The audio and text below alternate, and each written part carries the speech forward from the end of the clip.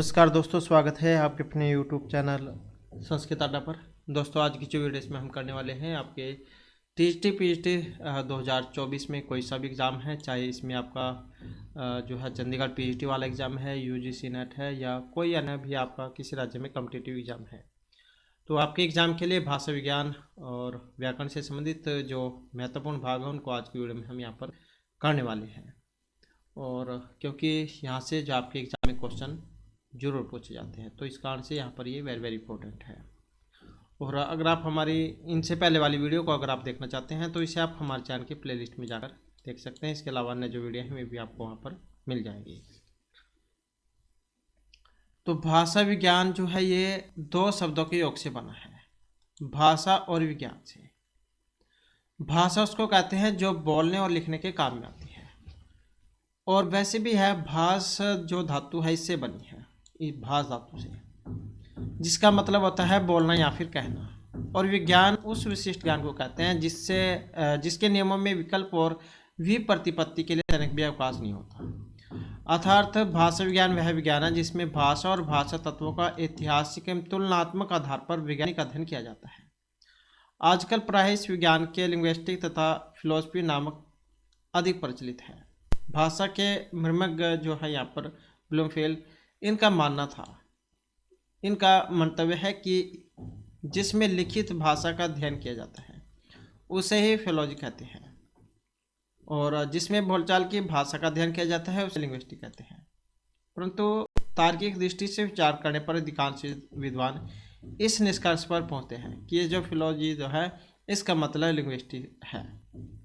मतलब फिलोलॉजी जो है इसका भी वही अर्थ है जो इसका है, मतलब ये दोनों का एक ही है अर्थ।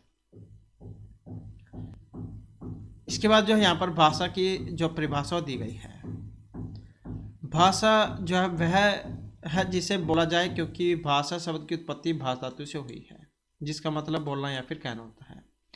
और भाषा की परिभाषा को पाश्चात्य एवं भारतीय भाषा विचारकों ने अपने अपने मत अनुसार प्रकट किया है। तो जैसे यहाँ पर कुछ जो विद्वान हैं उन्होंने अपने अपने अनुसार यहाँ पर इस भाषा के बारे में बताया है। जैसे भोलानाथ तिवारी है, इनके अनुसार जिस विज्ञान के अंतर्गत ऐतिहासिक और तुलनात्मक अध्ययन के सहारे भाषा की उत्पत्ति, गठन, प्रकृति में विकास आदि की सम्यक व्याख्या करते हुए इन सभी के विषय में सिद्धांतों का निर्धारण हो तो उसे हम भाषा विज्ञान कहेंगे। मतलब ये जो यहाँ पर विद्वान है इन्होंने अपने अपने अनुसार परिभाषा बताई है यहाँ पर भाषा की। ऐसे यहाँ पर प्रोफेसर देवेंद्र नाथ शर्मा है, इनके अनुसार भाषा विज्ञान का सीधा अर्थ यहाँ पर भाषा का विज्ञान और विज्ञान का अर्थ है विशिष्ट ज्ञान। इस प्रकार भाषा का विशिष्ट ज्ञान भाषा विज्ञान कहलाया। इस प्रकार से यहाँ पर डॉक्टर बाबूराम सक्सेना है, भाषा विज्ञान का अभिप्राय भाषा का विश्लेषण करके उसका दिग्दर्शन कराना है। इसी प्रकार से प्लेटो है, विचार और भाषा में थोड़ा ही अंतर है, विचारात्मक की मोक या अवन्यात्मक बातचीत है, अध्वन्यात्मक, यह अध्वन्यात्मक बातचीत है। पर वही जब ध्वन्यात्मक होकर होठ पर प्रकट होती है तो उसे ही हम भाषा की संज्ञा देते हैं।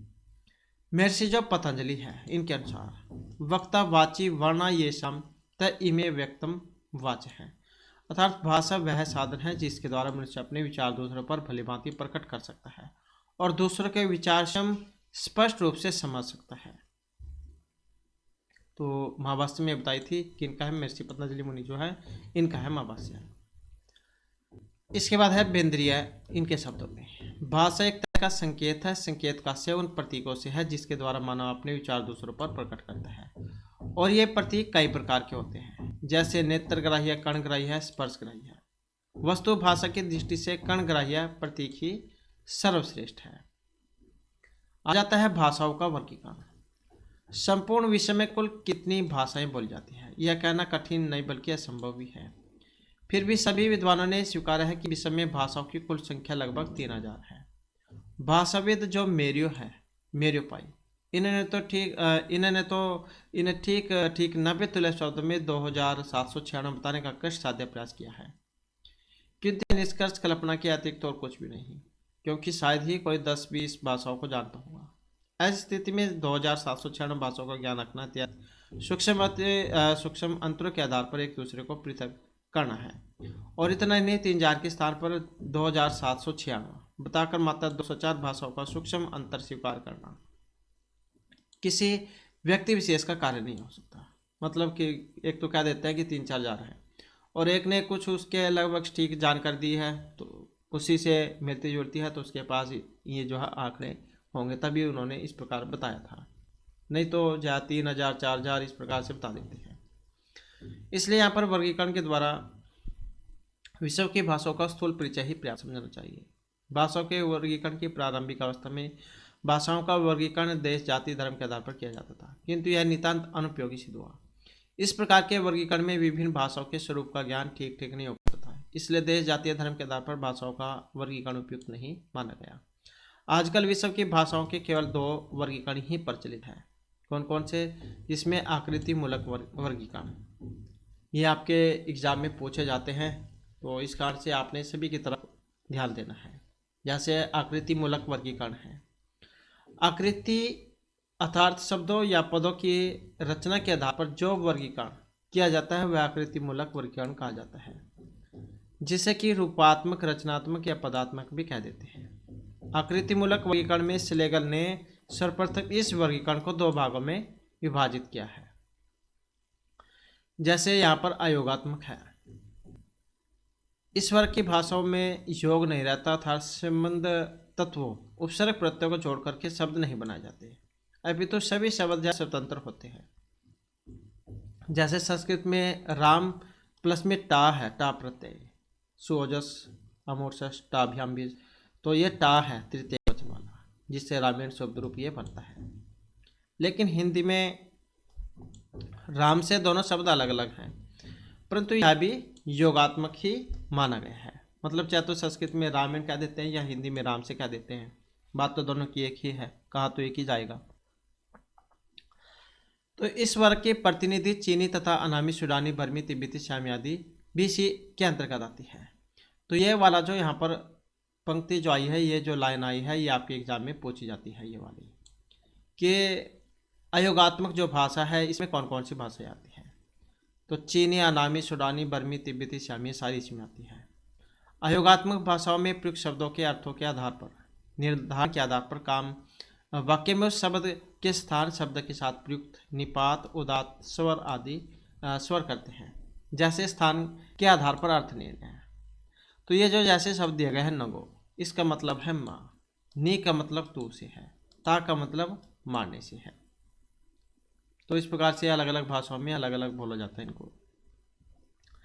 इसके बाद है चीनी भाषा में जो वाक्य है उसको नगो ता नी कर्म में रखने पर मैं मारता हूँ मुझे, मैं मारता हूँ तुझे, तथा नी ता नगो कहने पर तू मारता है मुझे, इस तरह स्थान बदलने पर अर्थ भी बदल जाता है।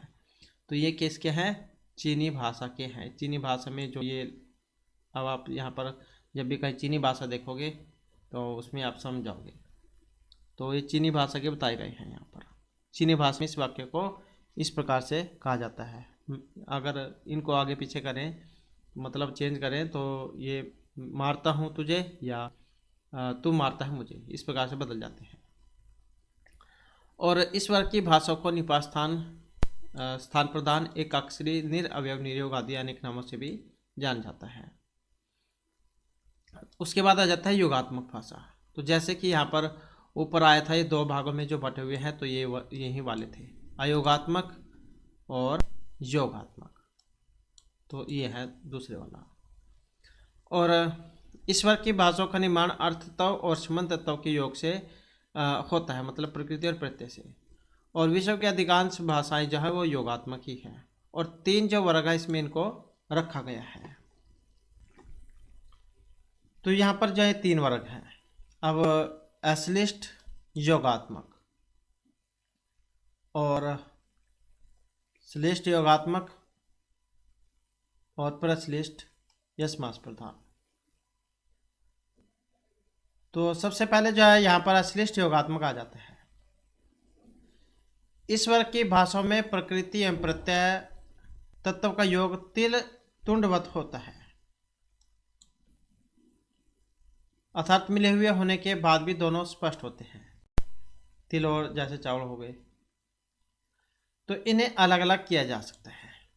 जैसे सुंदर प्लस में ता, बना प्लस में वट, सुंदरता बनावट अलग अलग हो सकते हैं क्योंकि इनका योग ही प्रत्यय और उपसर्ग से हुआ है, प्रकृति प्रत्यय। मतलब क्या है, इस वर्ग की भाषाओं में प्रकृति में प्रत्यय तत्वों का योग तिल तन्वत्व है, अर्थात मिले हुए होने के बाद भी दोनों स्पष्ट होते हैं। और अश्लिष्ट योगात्मक वर्ग की भाषाओं में स्वन तत्व प्रत्यय कहीं पूर्व कहीं मध्य कहीं अंत कहीं पूर्व और अंत दोनों में जुड़ता है। इसके बाद आ जाती है पूर्व योग प्रत्यय प्रधान। इसके अंतर्गत बांटू परिवार की जुलू एवं काफिर भाषाओं की गणना की जाती है। तो ये भी आपके एग्जाम में आता है। पूर्व योगात्मक जो है इसमें कौन कौन सी भाषाएं हैं, तो एक तो बंटू परिवार की और जुलू एवं काफिर भाषाओं की गणना इसमें होती है, जिनके बारे में हम आगे पढ़ेंगे।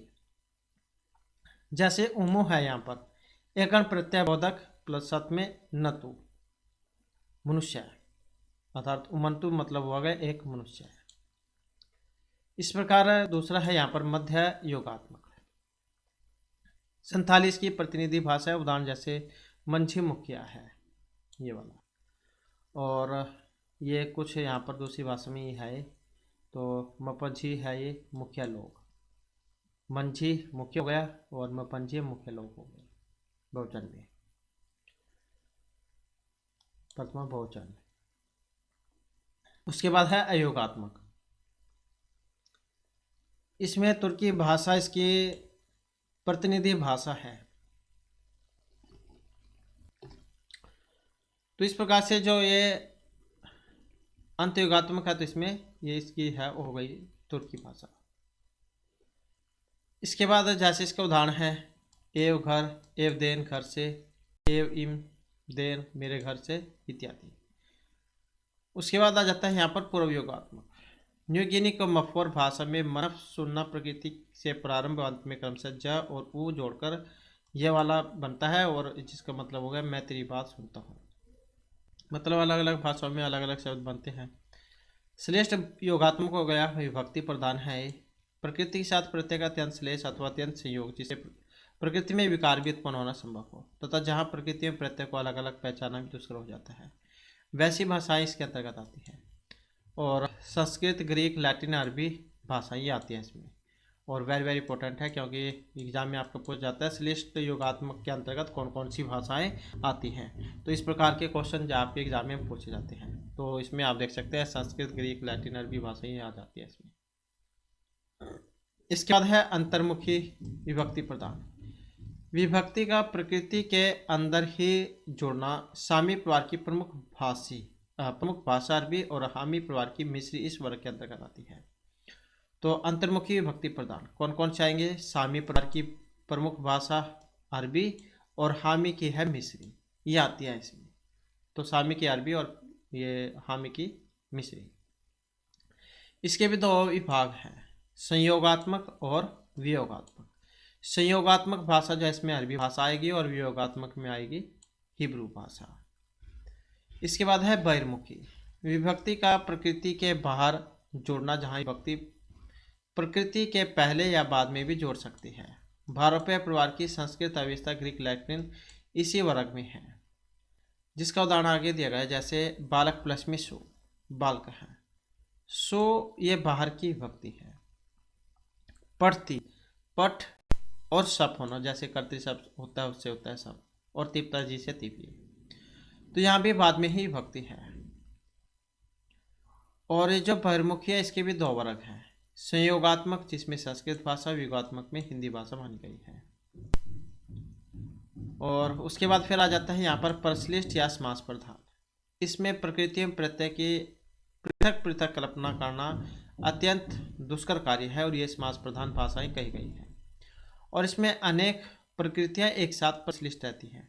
उत्तरी अमेरिका की चेराकी, ग्रीनलैंड की एस्किमो और पिरनीज पर्वतमाला की बास्क भाषाएं इसी में आती हैं। तो यह आपने याद रखना है। कौन कौन सी? उत्तरी अमेरिका में है चेराकी, ग्रीनलैंड की है एस्किमो, और तथा पेरिनीज पर्वतमाला की बास्क भाषाएं, पेरिनीज पर्वतमाला की बास्क भाषाएं ये इसमें आती हैं। और फिर इसको भी दो भागों में बांटा गया, दो विभाग है इसके। पूर्व पर्सलिस्ट जिसमें चेराकी, और आंशिक पर्सलिस्ट जिसमें बारक भाषा आती है। इसके बाद जो है यहाँ पर इस जो आलेख है, आरेख इसके माध्यम से बताया गया है। आकृति मूलक भाषा का वर्गीकरण आरेख। जैसे भाषा है, दो भाग बांटा गया है इसको, अयोगात्मक और योगात्मक में। योगात्मक जो है इसके तीन भेद हो गए, अश्लिष्ट योगात्मक, श्लिष्ट और प्रश्लिष्ट योगात्मक। अश्लिष्ट जो है इसके फिर आगे 1 2 3 4 भाग हो गए, पूर्व, मध्य, अंत और पूर्व अंत योगात्मक। और जो श्लिष्ट है इसके आगे दो है, अंतर्मुखी और बहिर्मुखी। फिर अंतर्मुखी के भी दो हो गए, संयोगात्मक अंतर्मुखी जिसमें अरबी भाषा आएगी, वियोगात्मक अंतर्मुखी जिसमें हिब्रू भाषा आएगी। और जो ये बहिर्मुखी है इसके भी दो भाग हैं, संयोगात्मक भाषा जिसमें संस्कृत आएगी, और वियोगात्मक बहिर्मुखी जिसमें ये हिंदी आ जाएगी। और जो पर्सलिस्ट योगात्मक है इसके भी दो भाग हैं, जिसमें पूर्व पर्सलिस्ट और आंशिक पर्सलिस्ट ये आ जाते हैं। तो इस प्रकार से यहाँ पर भागों जो भाषा जो है इसको बांटा गया है। तो भाषा के दो भाग हैं, योगात्मक और योगात्मक, ये भी आपके एग्जाम में पूछ जाता है। और योगात्मक के कितने प्रकार हैं, कितने तो ये अश्लिष्ट, श्लिष्ट और पर्सलिष्ट है। इसके बाद आ जाता है यहाँ पर पारिवारिक या ऐतिहासिक वर्गीकरण। तो अर्थ तत्व तथा रूप तत्व की समानता को आधार बनाकर भाषाओं का जो वर्गीकरण किया जाता है वह पारिवारिक वर्गीकरण कहलाता है। और इस वर्गीकरण के द्वारा उन सभी भाषाओं को एक भाषा परिवार में रखा जाता है जो किसी एक ही मूल भाषा से विकसित हुई है। भाषा विज्ञान के चारों प्रमुख अंग जिसमें ध्वनि, पद, वाक्य, अर्थ को ध्यान में रखकर सम्यक विवेचना के पश्चात ही भाषा के परिवार का निर्धारण किया जाता है। और इस निर्धारण में जिन प्रमुख समानताओं पर विचार किया जाता है वो यहाँ पर दी गई है। जैसे ये स्थानिक समीपता है, शब्दों की है समीपता, व्याकरण साम्य हो गई, इसमें पद रचना और वाक्य रचना आ जाती है, और ध्वनि साम्य है। उसके बाद फिर विश्व की भाषाओं को विभिन्न परिवारों में बांटने के अनेक प्रयास हुए किंतु उनका निर्णायक मत नहीं दिया जा सका। फिर सन 1882 में जर्मनी के संस्कृत विशेषज्ञ है विल्हेम वॉन हम्बोल्ट, इन्होंने 13 भाषा परिवार निर्धारित किए, जबकि एलएच ग्रे ने 26, फ्रेडरिक मुलर ने 100, डॉक्टर भोलानाथ तिवारी ने 13, वार्ट्रेज ने 13, डॉक्टर अमर बहादुर ने 12 तथा डॉक्टर देवेंद्र शर्मा ने 18 भाषा परिवार स्वीकार किए। इसमें डॉक्टर देवेंद्र नाथ शर्मा का निम्नलिखित वर्गीकरण अपेक्षाकृत ज़्यादा व्यवहारिक प्रतीत होता है। जैसे यहाँ पर ये आपके एग्जाम में पूछ जाता है, यूरेशिया खंड है जैसे, तो यूरेशिया खंड में कौन कौन से परिवार आते हैं ये एग्जाम में पूछा जाता है। तो इसमें भारत यूरोपीय हो गया, द्रविड़, बुरुस्की, यूराल अल्ताई, काकेसी, चीनी, जापानी कोरियाई, अति उत्तरी, बास्क और सामियामी परिवार, तो ये आपके यूरेशिया खंड में आते हैं। और जो अफ्रीकी खंड है इसमें कौन से, इसमें सूडानी, बंतू, होतेंत, बुस्मानी परिवार, तो ये अफ्रीका में है, अफ्रीकी परिवार है। और जो प्रशांत महासागर है इसमें मलय बहुद्वीपीय परिवार, पापुरी, ऑस्ट्रेलियाई, दक्षिण पूर्व एशियाई परिवार, ये आपके प्रशांत महासागरीय खंड में आते हैं। और अमेरिकी खंड में तो इसमें अमेरिकी परिवार है। तो इस प्रकार से 18 खंडों में इसको बांटा गया है। तो इस प्रकार से ये खंड है यहाँ पर। तो ये जो है इन्होंने 18 भाषा परिवार इस प्रकार से स्वीकार किए थे। तो आगे फिर इनके बारे में बताया गया है। जैसे भारोपीय परिवार है, भारोपीय क्या होता है, भारत और यूरोप इनको मिलाकर बना था भारोपीय। तो इस परिवार की भाषाएं उत्तरी अफगानिस्तान, ईरान और सारे यूरोप में बोली जाती है।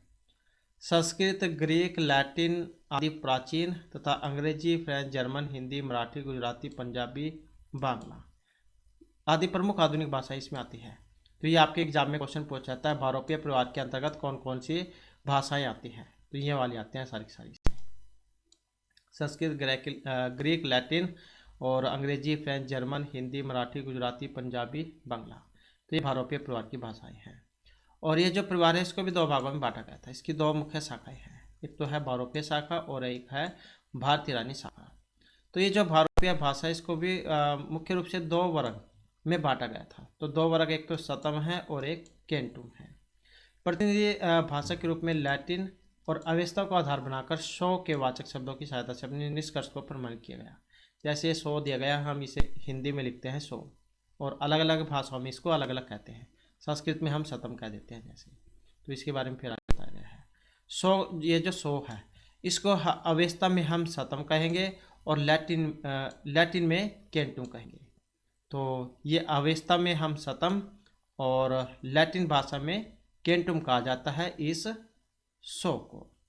तो आगे इन्हीं के बारे में बताया गया। जैसे संस्कृत है, संस्कृत में सो को हम क्या कहते हैं? सतम। हिंदी में सो कहते देते हैं। अवेस्ता में हम सतम कहते देते हैं। फारसी भाषा में सत या फिर सद कहते हैं।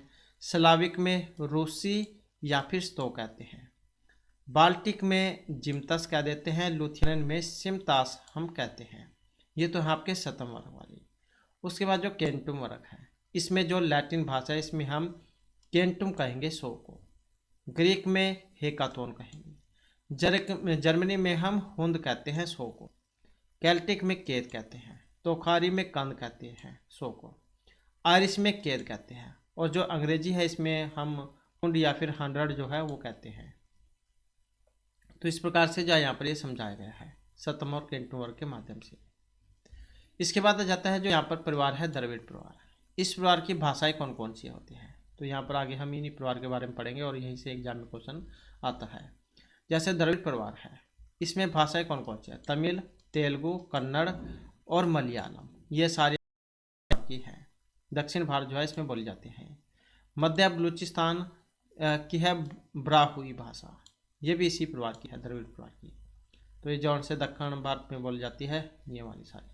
और इसके अलावा जो बलूचिस्तान है वहाँ पर ये वाली है ब्राहुई आती है, ये भी द्रविड़ परिवार में ही है। इसके बाद है बुरुस्की परिवार। भारत के उत्तर पश्चिमी सिरे पर बोलने जाने वाली इस भाषा की प्राचीन भारतीय भाषा प्राचीन भारत में अपना विशेष महत्व रखती थी, किंतु अब ये महत्वहीन हो गई है। तो ये तो महत्वहीन हो गई है, ये तो आपके एग्जाम में आएगा नहीं। उसके बाद है यूराल अल्ताई परिवार।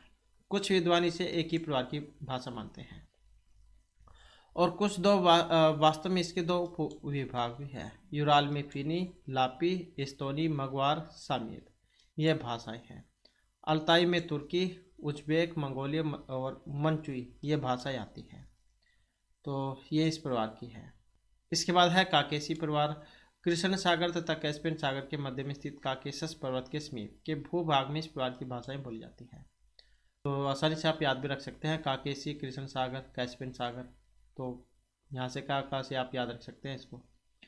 और सरकसी, चेचेन, लेगी, जियार्जी, मिंगेली, रचानी ये इसी परिवार की भाषाएं हैं। जियार्ची और जियार्जिन जो स्टालिन की मातृभाषा थी, इस परिवार की प्रमुख भाषा है। इसके बाद है चीनी परिवार और ये भी वेरी वेरी इंपॉर्टेंट है क्योंकि ये भी कई बार देखने को मिला है। चीनी परिवार इसको कहा गया है एक अक्षर परिवार क्योंकि इसमें विभक्ति प्रत्यय आदि के द्वारा पर रचना नहीं होती और इस प्रकार की भाषाएं स्थान सुर और निपात प्रधान हैं। चीन, तिब्बत, श्याम, बर्मा में इस प्रकार की भाषाएं बोली जाती हैं। तो ये जो चीन से लगते हुए जो है राज्य, तो ये इन पर जो है चीनी प्रभाव देखने को मिलता है क्योंकि इनसे लगती है सीमा से। जहाँ पर कोई सीमा से लगते हो तो वहाँ पर उनका प्रभाव देखने को मिलता है। तो ये सारे चीनी में आ जाते हैं। चीनी, तिब्बत, श्याम, बर्मा ये इसी परिवार की भाषाएं हैं। और कौन सी भाषाएं हैं? अयोगात्मक है, तो ये भी आपने याद रखना है। योगात्मक में कौन कौन सी भाषाएं हैं? चीन, तिब्बत, श्याम, बर्मा ये इन परिवार की। उसके बाद है जापान कोरियाई परिवार। इस परिवार की भाषाएं जापान और कोरिया में बोली जाती है। इस परिवार की भाषाओं का ठीक ठीक अध्ययन न होने के कारण कुछ विद्वान यदि से यूराल अल्ताई परिवार की शाखा मानते हैं तो कुछ दूसरे विद्वान मलय पॉलिनेशियाई परिवार की मानते हैं, किंतु तब तक इसे इन दोनों से पृथक मानना ही उचित है जब तक कि गहन और विस्तृत अध्ययन के द्वारा कुछ निश्चित नहीं हो जाता। इसके बाद आ जाता है अत्युत्तरी परिवार। इस परिवार का यह नाम भौगोलिक आधार पर रखा गया था। एशिया के उत्तर पूर्वी सिरे पर इस परिवार की भाषाएं बोली जाती हैं। युगकिर, युक्ची, अइनू आदि अनेक भाषाएं इसके अंतर्गत आती हैं जिनका ठीक ठीक अध्ययन कभी नहीं हो सका है। इसके बाद बास्क परिवार की आ जाती है। पश्चिमी पेनिज के समीप फ्रांस और स्पेन की सीमा प्रदेश में इस परिवार की भाषाएं बोली जाती हैं और इस परिवार की भाषाएं प्रधान अश्लिष्ट योगात्मक है। बास्क इस परिवार की भाषा है। तो अश्लिष्ट में कौन कौन से आते हैं? तो ये वाली। इसके बाद है सामियामी परिवार, ये भी वेरी वेरी इंपॉर्टेंट है। ये इसके बारे में भी एग्जाम में कई बार देखने को मिला है। कुछ लोग इसे दो परिवार मानते हैं, एक सामी परिवार और दूसरा हामी परिवार, और इन्हें सेमेटिक हेमेटिक भी कहा जाता है। सामी शाखा की प्राचीन भाषा है अक्कादी, और आर्मेनियन, हिब्रू तथा अरबी भाषा भी इसी शाखा की है। अरब, इराक, फिलिस्तीन, सीरिया, मिस्र आदि देशों में बोली जाती है।